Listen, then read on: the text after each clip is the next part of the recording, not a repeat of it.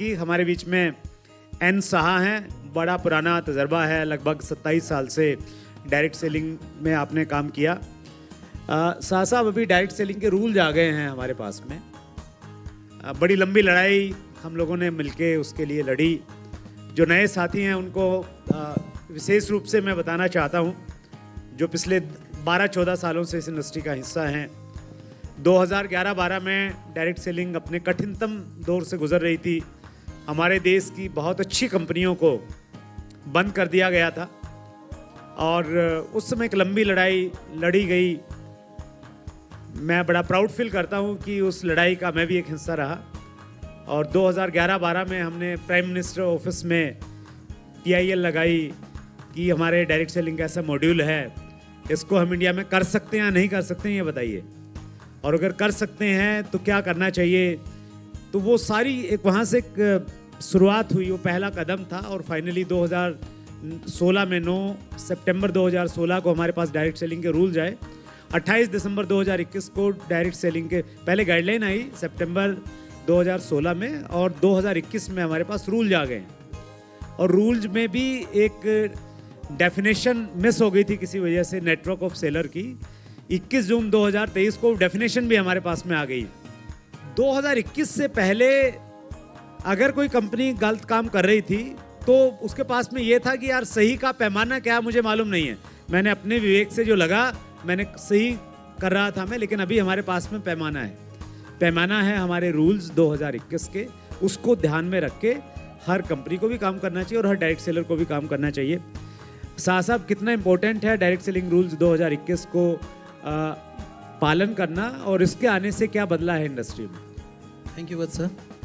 सबसे पहले मैं इस प्लेटफॉर्म पे आप सभी लोगों का स्वागत करता हूं, और ये जो प्रोग्राम है जो ऑर्गेनाइज़ किया गया है इसके लिए मैनेजमेंट को बधाई।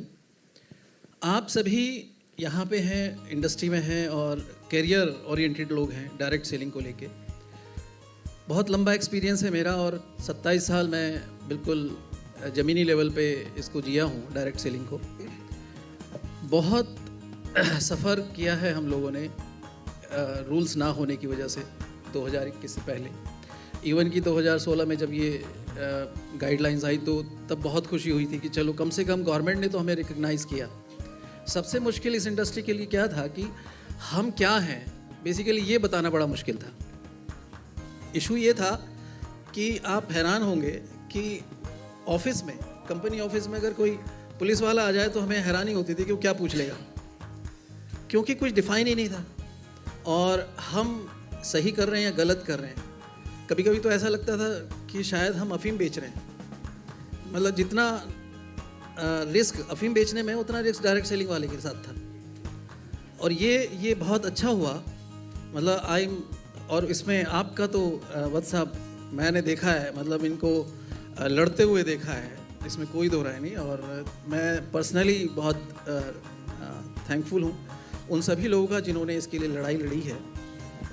देखिए, सिर्फ गवर्नमेंट ऑफ इंडिया ने इसको अभी रिकग्नाइज जो किया है, उसके जो बेनिफिट्स हैं उसमें सबसे पहला बेनिफिट तो नो डाउट कंपनी को जाता है कि हम बिना डर के अब इसको कर सकते हैं।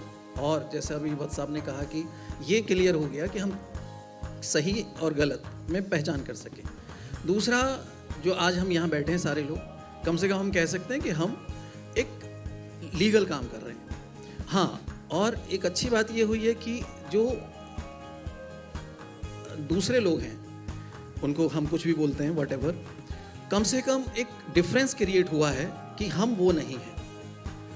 कह सकते हैं कि हाँ भाई, हम एक ईमानदार बिजनेस कर रहे हैं और किसी को धोखा नहीं दे रहे हैं। जो कह रहे हैं वही सामने है। ट्रांसपेरेंसी इसी का नाम भी है। 3 बड़े अच्छे रूल्स आए हैं। मतलब वैसे तो बहुत सारे हैं, इसमें सबसे पहली बात है नेटवर्कर की एक डेफिनेशन जो 2021 में आ गई, ये एक बहुत अच्छी बात है। दूसरा, एक और जो अच्छा हुआ है कि अभी एक डिस्कशन शायद चल रहा है कि हम पे आउट कितना डिस्ट्रीब्यूट करें, शायद उस पर भी कंफर्मेशन नहीं आई है।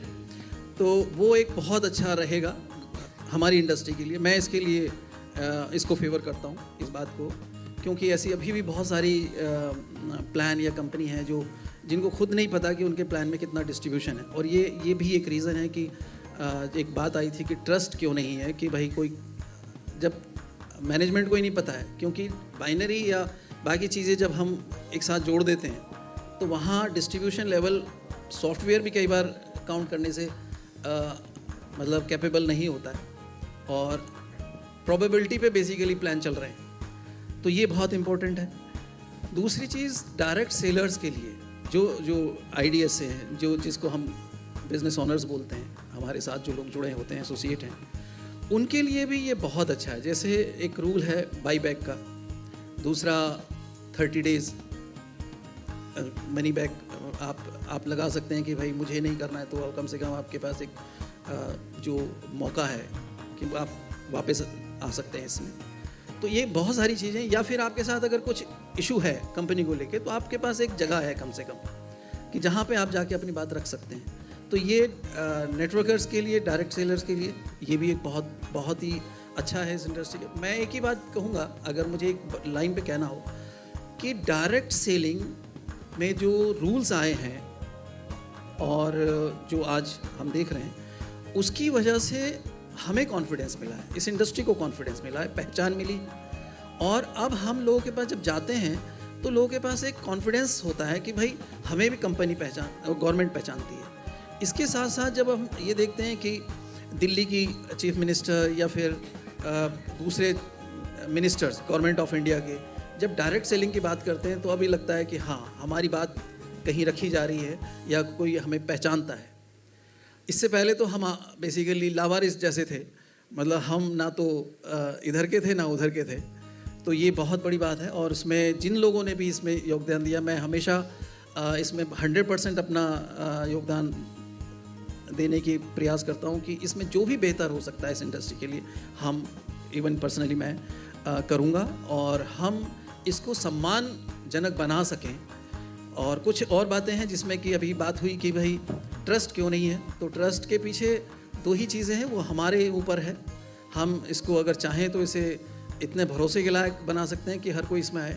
एक अच्छी चीज़ जो अभी पिछले दिनों हुई है इन सब चीज़ों को लेके, वो ये हुई है कि लोग कैरियर के तौर पे इसे एक्सेप्ट करने लगे हैं। अब इसे पार्ट टाइम या सिर्फ मनी मेकिंग स्कीम नहीं समझ रहे हैं। तो कैरियर का मतलब है, जैसे मैं देख रहा हूँ कि अभी बच्चे जो 12th और ग्रेजुएशन के बाद आ रहे हैं, वो इसे फुल टाइम कैरियर के तौर पे देख रहे हैं। और ऐसे जब लोग आएंगे तो डेफिनेटली इसमें ट्रस्ट भी आएगा और सम्मान भी मिलेगा, और सब हम एक दूसरे। एक और बात है कि अगर हम सब एक दूसरे को, जो अलग अलग कंपनीज हैं, सम्मानित मतलब इज्जत देने लगें, तो भी ये बहुत बड़ी बात है, बजाय कि कंट्रोवर्सी या फिर उनको क्रिटिसाइज़ करने के बजाय। क्योंकि एक ही इंडस्ट्री में एक ही जगह अगर हैं, तो एक दूसरे को सम्मान दिए बिना तो हमें दूसरे सम्मान नहीं दे सकते। Thank you sir. Thank you so much. Thank you. Saha sir के लिए जोरदार तालियां। बहुत अच्छे से उन्होंने विस्तार से बातचीत की डायरेक्ट सेलिंग रूल्स को लेके।